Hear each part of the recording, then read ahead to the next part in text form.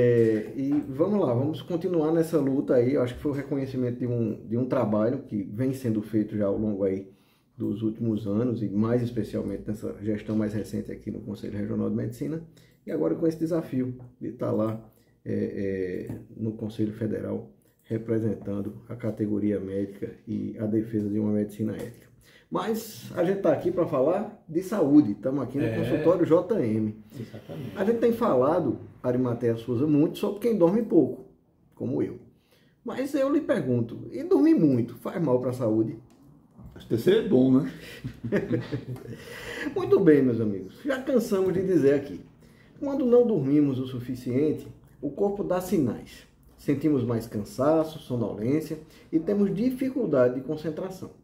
A longo prazo, a privação do sono pode gerar doenças crônicas e transtornos emocionais. Por outro lado, e quando passamos a dormir muito, o que acontece com o nosso corpo? Bom, esse foi um dos temas do Congresso Brain, Behavior and Emotions, agora em 2024, um evento que reuniu os principais especialistas da área de neurociências. O senso comum dita que deveríamos dormir de 7 a 8 horas por dia para nos sentirmos bem no dia seguinte. Mas, meus amigos, não existe um tipo de sono padrão, um tempo de sono padrão para todo mundo.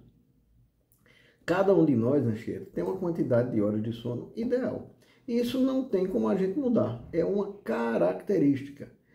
Vamos supor que você dorme 7 horas e 45 minutos por noite.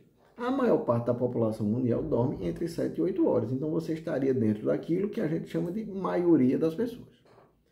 Assim, quem dorme menos do que esse tempo é chamado de pequeno dormidor, enquanto quem dorme mais é considerado um grande dormidor. Mas essas são apenas nomenclaturas para se referir a características individuais de cada pessoa. Se você acorda se sentindo descansado e revigorado, não precisa mudar o seu tempo de cama para 8 horas. Uma pessoa que precisa de 9 horas e 40 minutos de sono pode achar que dorme 1 hora e 40 minutos a mais do que o necessário. Mas, se ele coloca o despertador para antes, vai ter uma série de consequências negativas para o corpo e para a própria vida. No caso dos grandes dormidores, ou seja, aqueles que dormem bastante, não é possível esticar o tempo de sono por longos períodos. Ao dormir muito, a pessoa pode sentir sintomas como enjoo, mal-estar e dor de cabeça. A longo prazo, a maior quantidade de horas de sono pode causar, sim, problemas para a saúde.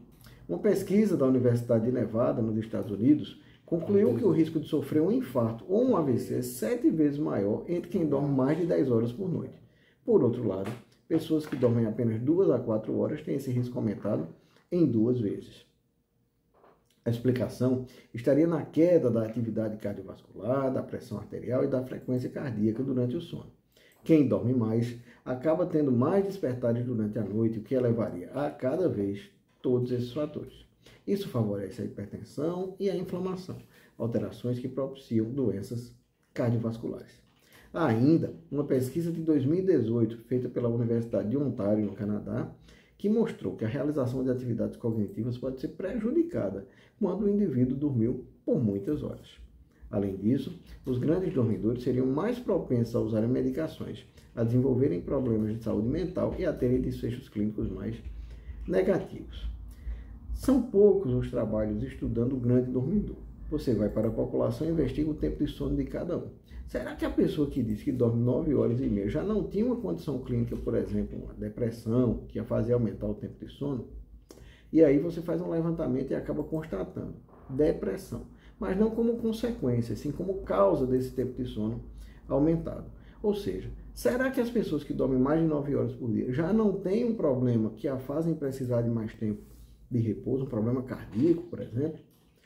O ideal seria uma pesquisa com milhares de pessoas em diferentes populações de diferentes faixas etárias, ou seja, um estudo mais amplo. Mas, caminhando para o final, dá para calcular o tempo de sono ideal? Bom, para quem dorme muito, acordar no horário desejado sem precisar de vários despertadores é um desafio.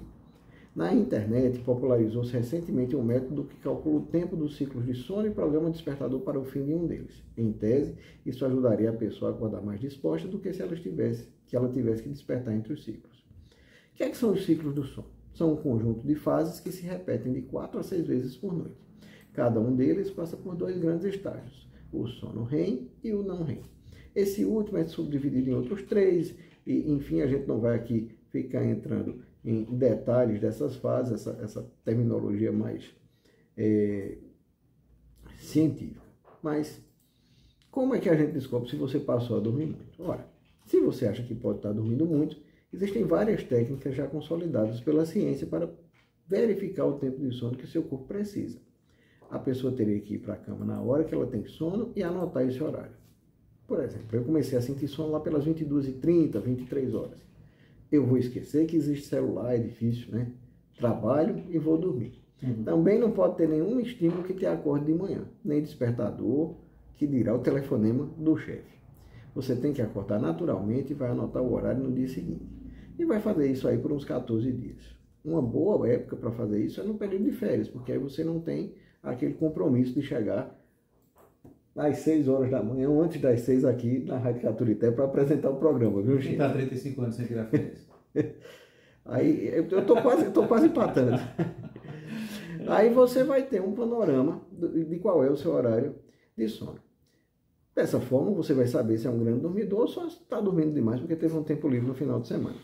Aliado a isso, para manter o sono regulado, independente da quantidade de horas, é importante manter certos cuidados, como dormir e acordar sempre no mesmo horário, não consumir substâncias estimulantes à noite, como café, refrigerantes energéticos, evitar exposição a telas antes de dormir, coisa que ninguém faz, deixar as atividades mais estressantes para a primeira fase do dia, para de manhã, praticar atividade física, entre outros. Mas a grande conclusão é aquela que nossas mães, nossas avós já diziam há muito tempo: tudo